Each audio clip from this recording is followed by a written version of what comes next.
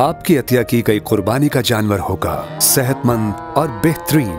ये ज़िबा होगा ऐन शरई और हिफ्ज़ान सेहत के उसूलों के मुताबिक। अल खिदमत फाउंडेशन पाकिस्तान गुज़िश्ता कई वर्षों से आपकी अतिया करदा कुर्बानी का गोश्त पूरी जिम्मेदारी से हम वतन मुस्तहिकीन तक पहुँचा रही है। इस साल अल खिदमत मजलूम फलस्तीनी घरानों के लिए भी कुर्बानी का खुसूसी एहतमाम कर रही है। आइए कुर्बानी मुस्तहिकीन और जरूरतमंद खानदानों के नाम करें।